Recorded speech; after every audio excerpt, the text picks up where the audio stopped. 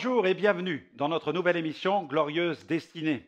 C'est toujours pour moi un grand plaisir de vous accueillir dans ce rendez-vous organisé autour de la Bible, les Saintes Écritures et du plein évangile, ce plein évangile qui est vécu de nos jours au travers de la proclamation du message de Dieu qui produit des transformations et des miracles. En effet, Jésus-Christ est le même hier, aujourd'hui et pour l'éternité. Et aujourd'hui encore, nous voulons nous attendre à lui. J'ai intitulé mon sujet « Vivre pour la gloire de Dieu ».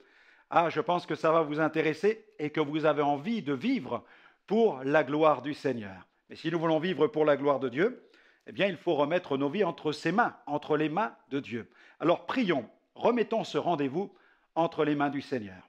Notre bon Père Céleste, nous te remercions pour la grâce que tu nous donnes de vivre pour toi, mais aussi de vivre pour ta gloire.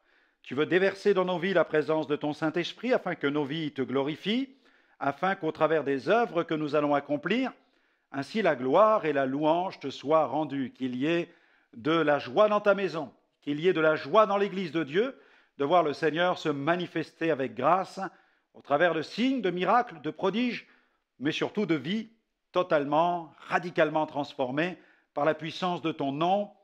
Amen, amen, gloire au Seigneur. Je veux aussi saisir l'opportunité de ce programme pour vous présenter un livre que j'ai eu la joie d'écrire, un véritable livre document qui affirme que Jésus-Christ n'a pas changé, qu'il est toujours le même hier, aujourd'hui et pour l'éternité. Il s'agit de Miracles de la foi, un livre dans lequel nous avons voulu répertorier de nombreux témoignages de guérisons, de miracles qui nous sont parvenus, qui nous ont été envoyés à la suite de nos campagnes ou qui ont été enregistrés pendant nos campagnes d'évangélisation, comme cette femme à Paysandou qui était guérie de cécité. Je pense aussi à ces boiteux qui marchent, le ministre de la Santé d'un pays interpellé par les miracles dans nos missions d'évangélisation dans un pays d'Asie du Sud. Je pense aussi aux lépreux purifiés au Sri Lanka, des possédés délivrés. Voilà des témoignages magnifiques. Cette femme qui sort de sa chaise roulante à l'île Maurice, cet homme qui a eu la main, le boulanger qui a eu la main broyée dans son atelier et qui était guéri pendant la réunion d'évangélisation. Cette femme qui sort de sa chaise roulante à Malvinas en Argentine, le maçon péruvien qui était infirme. C'était un homme qui avait fait une chute de 8 mètres, couché depuis 5 ans et qui s'est levé pendant la réunion d'évangélisation, touché par la puissance de Dieu. Voilà la main broyée du boulanger. Voilà des choses glorieuses. Un Dieu qui est puissant, un Dieu qui est vivant, qui n'a pas changé et qui a envoyé son Fils Jésus accomplir des miracles. Et il nous faut nous accrocher à ce Dieu-là pour voir des miracles, car notre Dieu est réel, il est vivant. Son Fils est bien mort sur la croix pour nos péchés. Il est ressuscité le 3e jour. Il est sur le trône des trônes. Il a répandu le Saint-Esprit. Et il confirme encore aujourd'hui sa parole par des signes, des miracles et des prodiges. Alléluia. Allez, je vous propose de marquer une pause musicale, une pause célébration avec Mélina Anjani qui chante « Mon cœur t'adore ». Nous avons envie d'adorer le Seigneur après tous ces témoignages, ces choses qui mettent notre cœur en ébullition devant tout ce que Dieu peut encore faire dans notre vie. Bien sûr, notre cœur adore le Seigneur Jésus qui a donné sa vie en sacrifice pour nos péchés. On se retrouve dans quelques instants.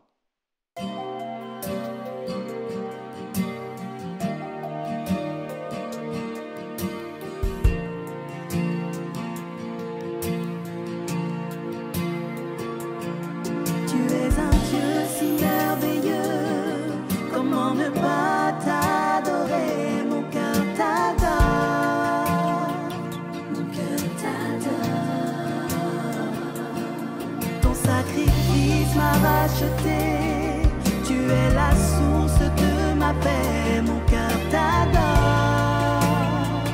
Mon cœur t'adore. Auprès de toi je veux rester, Seigneur en toi j'ai tout trouvé, mon cœur t'adore. Mon cœur t'adore. Oui, tu es mort pour moi.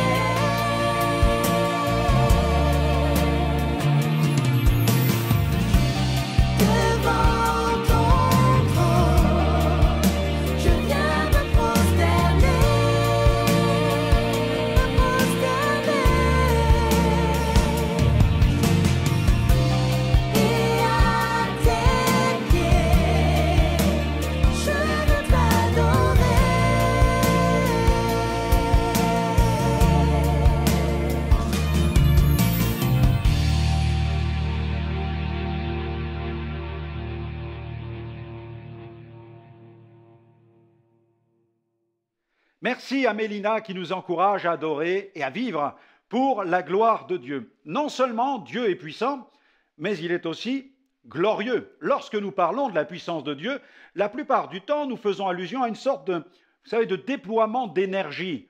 Mais Dieu fait plus que déployer son énergie. Il manifeste sa gloire. Il y a quelques années, j'ai vécu une expérience incroyable dans cette île magnifique de Madagascar. Notre campagne devait se dérouler à la capitale, Antananarivo, mais le lundi matin, jour de mon arrivée, j'ai été accueilli par les membres du comité d'organisation de la campagne et ce comité était visiblement très abattu. Il venait de recevoir un message du gouvernement n'autorisant qu'une seule réunion au lieu des 4 qui m'avaient été initialement accordées. Cette décision relevait d'une confusion sur le plan administratif. En fait, nous allions tout droit vers une catastrophe. Pourquoi? Car des milliers de personnes allaient se présenter chaque soir devant les portes fermées du Colisée. Nous avons alors décidé de prier et notre prière fut la suivante: Seigneur, sauve la campagne. À l'origine, les réunions avaient été programmées les jours ouvrables et la grande campagne de publicité était déjà en cours. Des milliers de posters avaient été placardés dans la ville, des dizaines de banderoles accrochés au carrefour des rues principales, des spots publicitaires passés en boucle à la radio et à la télévision. Mais le plus terrible, c'est que des milliers de personnes allaient se présenter devant les portes fermées du stade. Nous n'avions plus que le mardi et le mercredi matin pour trouver une solution. Et les habitants de la ville allaient venir dès 14 h le mercredi. Il ne restait plus que la prière pour que Dieu fasse éclater sa gloire. Alors, nous avons prié et bien sûr, nous avons agi. Toutes les églises se sont mobilisées. Il n'y avait plus une seule minute à perdre. Avec un collègue pasteur, nous sommes allés à la rencontre des plus hautes autorités de la capitale, un sénateur, le chef de la police du pays, le commissaire, le vice-président de la cité et le préfet. Ces rencontres furent de véritables opportunités. Elles m'ont permis d'expliquer plus en détail le caractère de ma mission sur le plan international. Et avec l'aide de Dieu, j'ai pu convaincre les autorités quant à la riche bénédiction qu'apporte l'Évangile dans une ville. J'ai présenté l'Évangile de paix, l'Évangile d'espérance, l'Évangile d'amour. Un message pour la famille et un message pour la nation. Un message qui apporte l'harmonie et des valeurs morales dans le pays. Un message qui respecte aussi la dignité humaine. Et le mercredi matin, à 11 h 30, je suis sorti du bureau du préfet avec l'autorisation de tenir la campagne dès 14 h du mercredi jusqu'au samedi. Alléluia! Cette autorisation fut exceptionnelle. En quelques heures, le Colisée du centre de la capitale, qui était mitoyen au mur d'enceinte du palais présidentiel, était équipé, prêt pour la campagne. Dès le premier jour, 5000 personnes se sont présentées. Le samedi, 10 000 personnes remplissaient le Colisée. Et écoutez bien, plus de 600 décisions pour Christ ont été enregistrées sur les 4 jours. Ces 600 personnes ont accepté de laisser leur adresse et ont souhaité la visite d'un conseiller pour les aider dans leur premier pas avec le Seigneur Jésus. L'opération suivie a commencé immédiatement. Plus de 130 témoignages de guérison divine ont aussi été répertoriés. Faisons tout pour la gloire de Dieu. Vivons pour la gloire de Dieu. L'Éternel, mes amis, l'Éternel, c'est le Dieu de gloire. La Bible le dit. Psaume 19, verset 1er, c'est un psaume de David. Le texte nous dit « Les cieux racontent la gloire de Dieu et l'étendue manifeste l'œuvre de ses mains. » Psaume 24 aussi, verset 9 à 10, il est écrit « Tout dans son palais s'écrie gloire. » Tout dans son palais s'écrit gloire. Notre rapport avec la gloire est fondamental dans le service de Dieu. Beaucoup de ministères ont fait naufrage en s'appropriant la gloire qui aurait dû revenir à Dieu. Nous ne devons jamais oublier que Dieu est un Dieu jaloux et qu'il ne donnera jamais sa gloire à un homme. Une prophétie d'Ésaïe met d'ailleurs en évidence le bras puissant de Dieu qui a délivré son peuple du joug égyptien.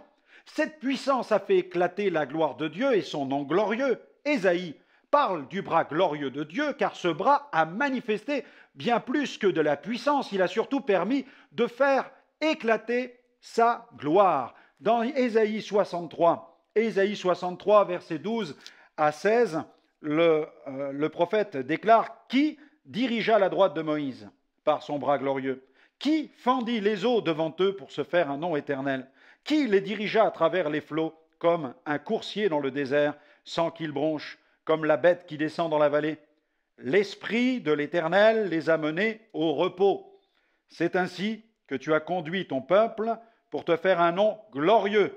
Regarde du ciel et vois, de ta demeure sainte et glorieuse, où sont ton zèle et ta puissance, le frémissement de tes entrailles et tes compassions ne se font plus sentir envers moi. Tu es cependant notre Père, car Abraham ne nous connaît pas et Israël ignore qui nous sommes. C'est toi, Éternel, qui es notre Père, qui, dès l'éternité, t'appelle notre Sauveur. Alléluia! Il est notre Sauveur et il est glorieux. Dans le livre de l'Exode, il est écrit au chapitre 15, verset 11, « Qui est comme toi parmi les dieux, ô Éternel? Qui est comme toi magnifique en sainteté, digne de louange, opérant des prodiges? » À Dieu soit la gloire. Même si nous servons le Dieu Tout-Puissant, nous ne devons jamais oublier que nous sommes tout d'abord les serviteurs d'un Dieu qui est glorieux. Aspirez-vous à plus de puissance? Voulez-vous expérimenter la puissance de Dieu dans votre service ou dans votre ministère? Alors, connaissez l'Éternel, le Dieu de gloire. Cherchez à le glorifier par votre vie et faites connaître sa gloire parmi les nations. Vivez pour le glorifier en toutes choses. Parlons maintenant de ce Dieu de gloire, ce Dieu dont la gloire était inaccessible. Cette gloire fait partie de la nature même de Dieu. L'éclat de ses perfections est insoutenable pour l'homme pécheur. Elle est éblouissante, elle est éclatante, elle remplit l'homme de crainte, de respect et incline son cœur à l'adoration. Elle est comparée dans la parole de Dieu même à un feu qui dévore.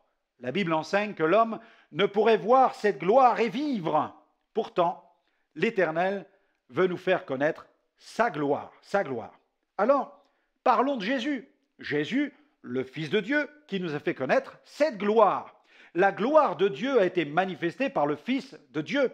La gloire inaccessible du Dieu d'Israël s'est approchée de nous en Jésus. Ainsi, l'homme pécheur a pu côtoyer cette gloire sans être consumé par elle. Dans Jean 1, verset 14, l'auteur écrit ceci, « Et la parole a été faite chair. Elle a habité parmi nous, pleine de grâce et de vérité, et nous avons contemplé sa gloire, une gloire comme la gloire du Fils unique venu du Père. Amen. » Le Père a placé sa gloire dans son Fils, le Seigneur Jésus-Christ, et celui-ci a œuvré dans un seul but, donner gloire à son Père. La prière sacerdotale nous montre ce profond désir qui a animé le Seigneur Jésus tout au long de son ministère terrestre. Il a voulu glorifier son Père. Sa vie entière en est le témoignage. Sa naissance, qui fut glorieuse. Sa sainteté, qui fut parfaite. Son ministère de puissance, mais aussi sa mort et sa résurrection. Lors de la transfiguration, il a laissé éclater quelques aspects de cette gloire. Ses apparitions après la résurrection furent glorieuses, de même que son ascension. Sa position sur le trône est glorieuse. Et le jour de la Pentecôte, il a répandu sur les croyants l'Esprit de gloire, le Saint-Esprit qui avait été promis. Il est appelé, dans la parole de Dieu, le Seigneur de gloire. Et il reviendra avec gloire pour juger et établir son règne. Amen. Quel que soit votre état de santé, nous voulons vous assurer de nos prières et vous encourager à fortifier votre foi en vous tournant vers la parole de Dieu. Nous vous recommandons ce livre témoignage, Miracle de la foi.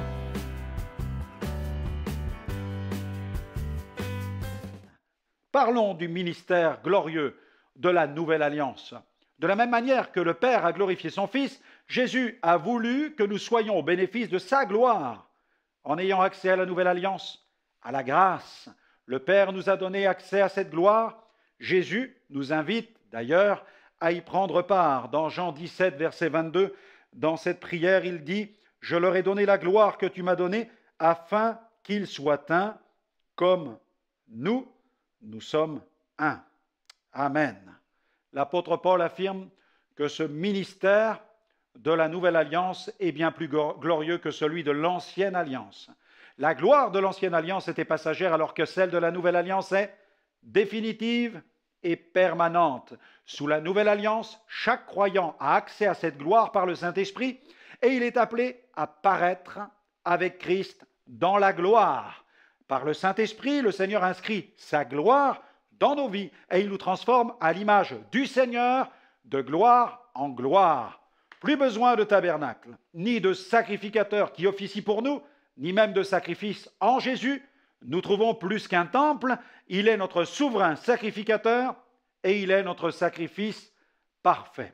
Alors, nous sommes appelés à répandre cette gloire par l'évangélisation.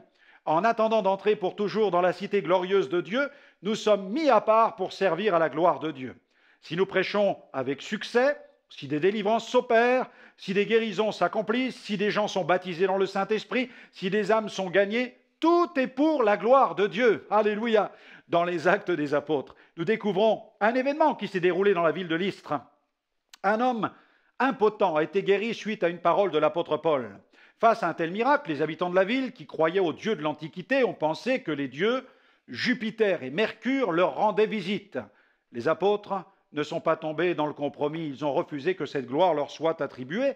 Ils ne voulaient pas être assimilés aux dieux de l'Antiquité. Ils ont dit aux gens de la foule qui voulaient leur offrir des sacrifices, c'est écrit dans Acte 14, verset 15, ils ont dit « Ô hommes, pourquoi agissez-vous de la sorte?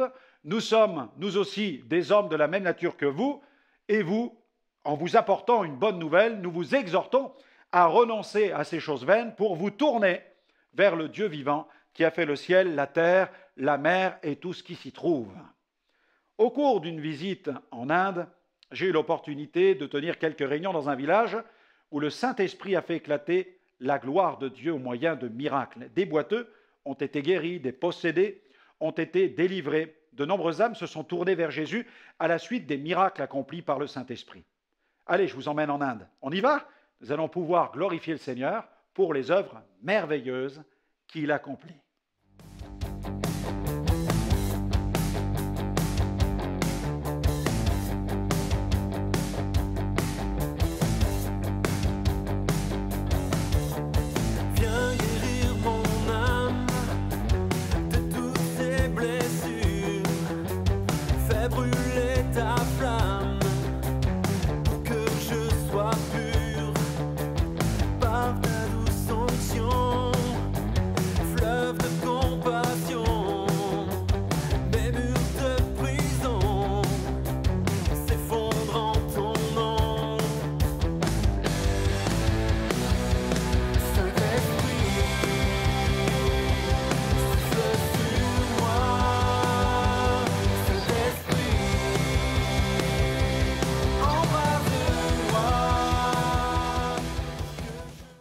Que Dieu soit loué. Suite à cette mission, l'Église locale a connu une forte croissance. Elle compterait aujourd'hui plusieurs centaines de membres. Alors n'en doutez pas, Dieu veut faire éclater sa gloire dans votre vie pour que vous viviez, vous aussi, une destinée glorieuse.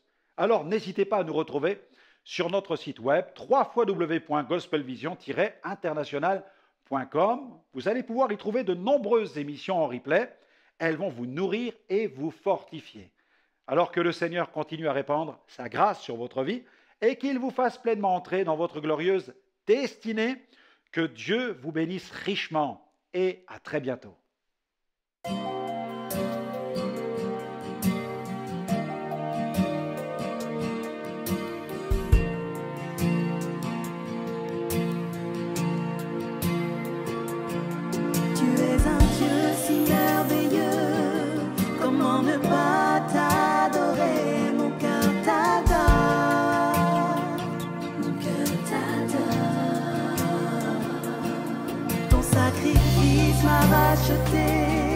Tu es la source de ma paix, mon cœur t'adore, mon cœur t'adore.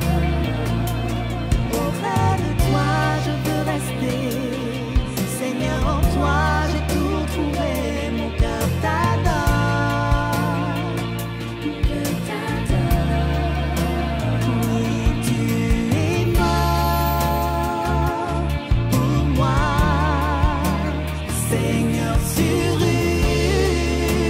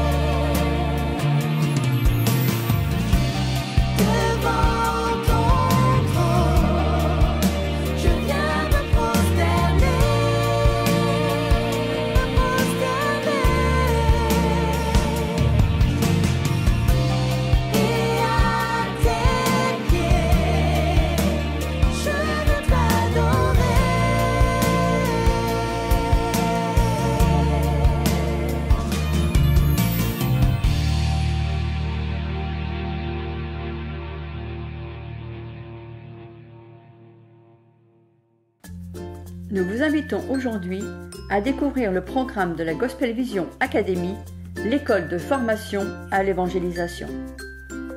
Gospel Vision Academy, c'est la possibilité pour chacun, que vous soyez jeune ou moins jeune, de progresser dans l'évangélisation en vous formant à domicile, dans une cellule de maison ou encore dans votre assemblée dans le cadre d'ateliers, de sessions ou de séminaires de formation avec, pourquoi pas, l'appui d'une vidéoconférence où Franck Alexandre peut intervenir.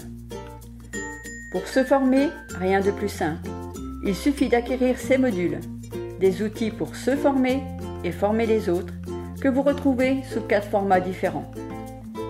Tout d'abord, la Superbox, composée de 15 modules répartis en 3 niveaux. Des cours qui conviennent à tous les chrétiens, mais aussi aux leaders, aux pasteurs, aux évangélistes, aux implanteurs, aux prédicateurs de rue ou encore aux responsables d'évangélisation.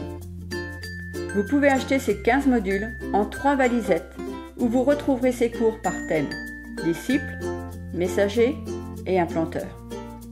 Il est également possible de vous procurer ces modules à l'unité et de vous former à votre rythme.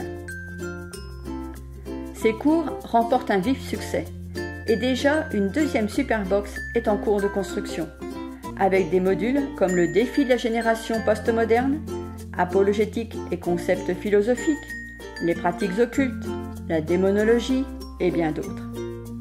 Nous travaillons également à mettre ces cours en vidéo dans le cadre de l'émission e-learning Impact Multisite et bientôt vous aurez la possibilité de vous former en regardant ce programme sur votre poste de télévision, votre tablette, votre ordinateur ou encore sur votre téléphone mobile. Sur notre site www.gospelvision-international.com, le premier cours en 14 vidéos sera gratuit. Puis, chacun pourra acheter les cours suivants par l'intermédiaire de notre boutique en ligne. Alors n'hésitez plus, formez-vous à l'évangélisation grâce à ce concept qui se veut être à la portée de tous. N'oublions pas que plus nous serons formés, plus notre impact sera puissant pour le salut du plus grand nombre.